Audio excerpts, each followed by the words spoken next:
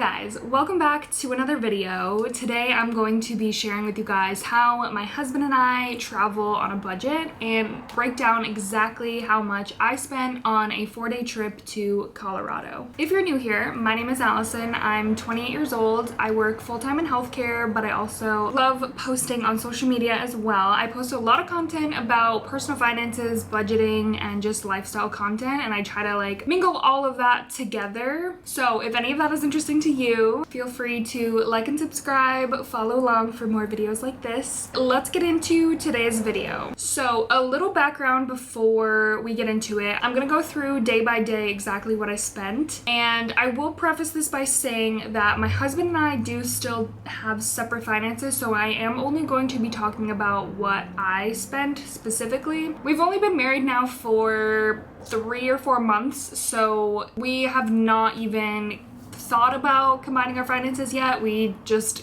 got married and then we needed a break from everything. So that is potentially coming down the line, but it's working for us now, our system that we have. So we figured we would not touch that just yet. Maybe once we get a house and have more bills to pay and such. But for now, we do still have separate finances. We just kind of figure out what works for us, and on things like this, how we split it and who pays for what. It all kind of works out. My money is our money and vice versa, so we have no issues with the system that we have going right now. Another thing to mention is that we do live in Pennsylvania. So I know that just plays a part in the travel prices that I will be mentioning, because obviously if you live closer to Colorado, it's probably cheaper. But we live in Pennsylvania and we flew out of New York. Keep that in mind. I will obviously go over the flight prices once we get there, but just some housekeeping to go over. Again, this was a 4-day trip. So we went from Friday and came back on a Monday. So it was a pretty short trip. It was nice to get away, and it was just enough time. We're not big travel people, really. We're very much homebodies, so we do like to be home in our own bed with our cats. The reason for the trip was that we were going to visit his brother, who moved out to Colorado last year. So we're visiting his brother and his brother's girlfriend. They moved out there last year. So we haven't seen them in a few months because they came back for Christmas, but we haven't really seen them at all since they moved. So we figured, let's go out, visit them, and they can show us around. Starting out, the trip actually technically started Thursday night for us, because as I mentioned, we were flying out of New York, but we live in Pennsylvania, so the airport was 2 hours away, which where we live kind of stinks. There's no really good airport super close. Almost all of them are about 2 hours away. We did drive to Syracuse, New York to fly out of there. They had a direct flight, and pretty good timing wise. I was looking at prices and then also what time the flights would leave and arrive, because I felt I didn't want the flight to be too early. I also didn't want it to be too late because we were only there for such a short amount of time. So it did leave at 8 a.m. on Friday morning. So we decided to book a hotel in Syracuse the night before so that we didn't have to get up at literally 3 or 4 in the morning to drive there. We could just drive up the night before, sleep, and then get up at a reasonable-ish time and still get to the airport early. So the price for the hotel was technically $0. I used my Hilton Rewards points to book this room. Basically, if you don't know, a lot of credit cards have some kind of rewards system, and now I'm not saying to get a credit card if that's not something that you want to do. I don't necessarily suggest getting one. I will say, if you are going to get one, definitely look into the benefits of each card and the rewards systems that each one has, because if you do travel a lot, a hotel one, a flight credit card, things like that will definitely benefit you more. My husband and I both have a Hilton Rewards credit card. We actually have separate ones because we both wanted the initial sign-on points, and also the Hilton Rewards card gives you 5 times the points on gas. So those are the things you want to look at as well when you're choosing a credit card, because if you've seen any of my videos in the past, you know that I drive a lot for work. I have an hour commute each way, so every week I at least fill up my gas tank 2 or 3 times. So I use a lot of gas, so now I'm at least getting something out of using that card, and I'm gonna I'm gonna buy the gas anyway, so now I'm getting 5 times the points, and then I get free hotel rooms at any Hilton hotel. So I will say, definitely credit cards are not a bad thing if you use them properly and if you're looking at them how they're going to benefit you. And also, when I do use my Hilton rewards card for gas, I pay that off immediately because, again, gas is something that I budget for anyway. So when basically as soon as I swipe the card, I pay it off because I don't want to balance on that specific card. Through the portal, I booked the room. We got that room for free. And Friday was the flight. Again, we left at around 8:20 and I think we got there around 11:30. Total, I only paid $61.25 for both of our flights.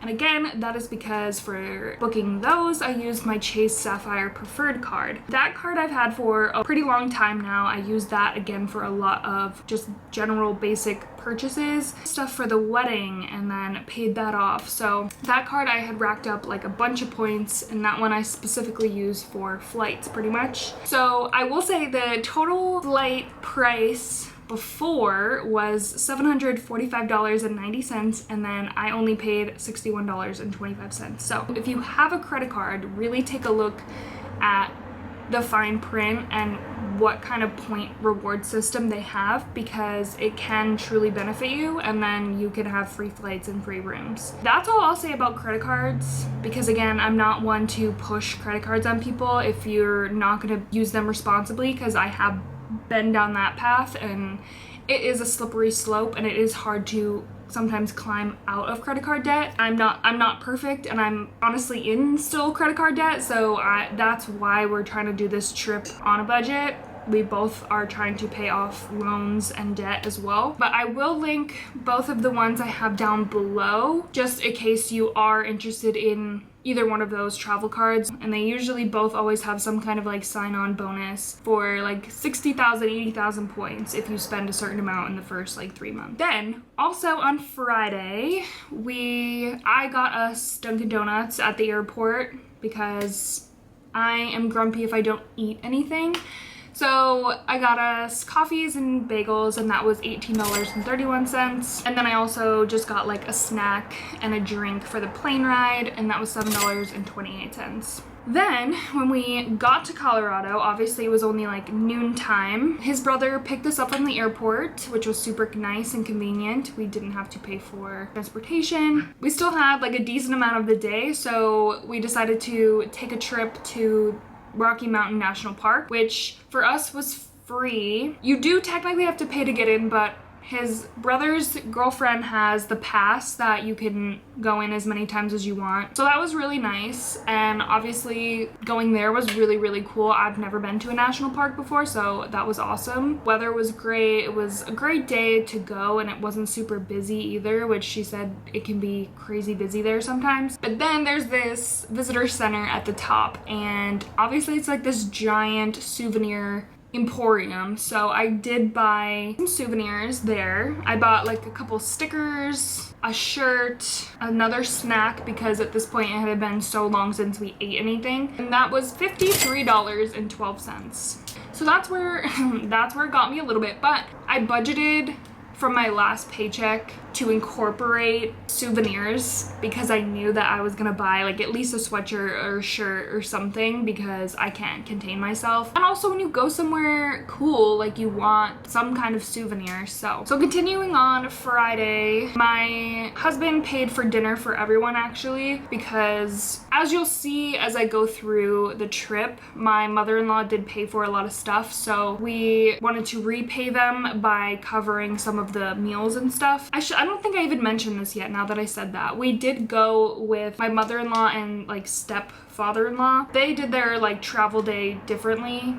They went the day before, so all of that, they did that separately on their own. And then that night on Friday, we stayed in Fort Collins, which is where his brother and his girlfriend live in that area. So we stayed there on Friday, and again, my husband used his Hilton Rewards points to book that hotel. Again, both nights for the hotel were free. I mean, obviously free to an extent because we do spend money on the cards, but if it's money we were gonna spend anyway, then we get the points and then we get free rooms. So that was super convenient. And then Saturday we woke up, we had breakfast at the hotel, which was free. We spent the day in Fort Collins and then drove to Denver. So the start of the day was just walking around like downtown Fort Collins, which is super cute, by the way. It's like this really nice downtown area. Adorable. I would highly recommend. Cute little downtown. A lot of stores, which again, obviously, I bought some things at the stores. I bought another sweatshirt and a shirt, and that was $62.65. And then there was this cute little bookstore that had used books and new books and whatever, and I love books, obviously, so I bought one book, and that was $14.05. Before we left, we stopped for lunch again. My husband paid for that as well. On the drive from Fort Collins to Denver, there is a Buc-ee's, which I don't know if you've ever heard of it. I hadn't before this trip, but they opened one in Colorado not too long ago. It is like this just crazy gas station experience. Like, I don't know how to even explain it. There's like food made to order, there's clothes, there's souvenirs, there's candy, there's like everything that you could need, and there's like 1,000 gas station pumps. That was really cool. We went in for the experience. I bought some snacks, and that was $35.88. And we got the beaver nuggets, of course. And those were really good, actually. When we got to Denver, we went to the Airbnb, which, as I was mentioning before, this is kind of the part of the trip where my mother-in-law paid for, which was super nice. We're very grateful, but she kind of explained it as like that's her like gift to her sons now. Like, you know, she doesn't give them like birthday gifts or Christmas and stuff like that. It's more about like experiences, and then this was something that we could all do together, and like she values that a lot more, and I thought that was really nice. She also wanted all of us to be able to stay together in an Airbnb, because at a hotel, like, yeah, it's fine, but you don't really have like a common area where you can all hang out. In an Airbnb, obviously, like, you have a living room, and we had this really nice like backyard, so it was really nice to be all together and just have our own space and have a kitchen, because then we did end up going to the grocery store and buying some groceries for dinner that night, and then also breakfast the next day and just snacks to have. So that was also really nice, and she did pay for the groceries as well. We tried to keep it very limited. I think we only spent like $100 on groceries, and then we all got drinks as well separately. So I paid $23.80 for some drinks for myself for that night, and then the next day as well. That was it for Saturday. Then on Sunday, we had breakfast at the Airbnb. We bought, you know, groceries the night before, eggs, bacon. We made like breakfast sandwiches. That was very convenient. And then we went to the Broncos-Steelers game, and that was so cool. That was really fun. I'm not like a huge football fan, but the main reason we chose this weekend to go was because the Steelers were playing in Colorado. We figured it was like a fun time to go and visit when we could also go to a game, because my mother-in-law and my husband are huge Steelers fans. I grew up in New England, so I'm kind of a Patriots fan, but again, I'm a girl, so I'm just there for fun. I'm there for the vibes. I'm there for the photos. It was really fun. That was another thing that my mother-in-law and stepfather-in-law, it's so weird calling him that. We just call him Bob, honestly, but that is another thing that they paid for all of us, and that was so nice and very generous. Obviously, if we had just been going by ourselves to Denver and like having a long weekend there, we probably wouldn't have done that because we wouldn't have splurged for the tickets. Same with the Airbnb. Those were just things that happened to be something that my mother-in-law wanted to book for us. Keep that in mind. These prices are not included because we didn't pay for them. They were gifted, and that was very generous. The only things that I paid for at the game were a couple drinks for myself and my husband, and that was $47.61, because we all know stadium prices are actually criminal. It's horrible. Like, drink prices there are awful. That was 3 drinks. I'm pretty sure $47. That's crazy. And then I did get a hot dog and a pretzel as well, and that was $10.50. Then the rest of that night was pretty chill. His brother's girlfriend paid for the Ubers to and from the stadium, and then that was pretty much it. I think they ordered Jersey Mike's for dinner. I did not have any because I was like done for. It was so hot. It was just a really long day for me, and like the time change, I was like, by Sunday I was like, I just need to like go to sleep, so I didn't stay up that late. So that was my Sunday. My Sunday was like game, bed. And then Monday was technically our travel home day. I hate these days, like I really do, because I wanted to book our flights a little bit later in the day so that we could like technically have one more full day, but that always ends up like biting us in the butt because you have to like check out of either the hotel or the Airbnb by a certain time, and then there's always this weird gap in length of time between that and when you need to be at the airport. Our Monday was kind of a wash. We ended up spending quite a few hours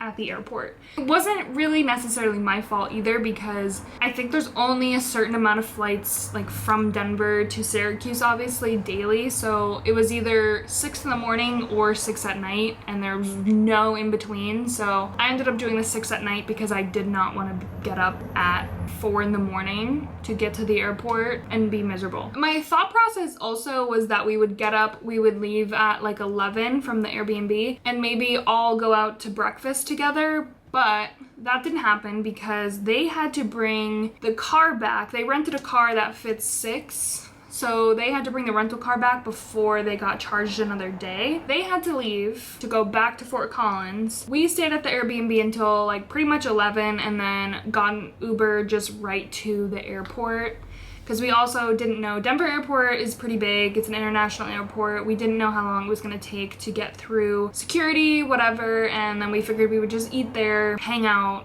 watch Netflix, YouTube videos, whatever. I paid for the Uber to the airport. It was about a 30-minute drive from where we were staying to the airport, so the Uber was $68.61, which was kind of expensive. I don't know if I've actually ever paid that much for an Uber, and I didn't like it. That was also including tip. I think it was like $58, and then I did tip him because that was a long ride. Then we got to the airport. It didn't take us super long to get through security, which kind of sucked. I kind of was hoping that would kill some time, but it didn't. Then we got bagels, I think Einstein bagels, that was pretty good, for like breakfast lunch, and that was $23.13. I paid for that. That was probably 1 o'clock, and then our flight was boarding at around 5, so we had a few hours, and then right before we boarded we went and got some subs at Quiznos, and my husband paid for that. I haven't had Quiznos in forever. It was actually so good, I'm not gonna lie, but he paid for that. So that kind of just goes to show like how we were splitting certain things. Like I paid for breakfast, he would pay for lunch. Like it all kind of worked out. We don't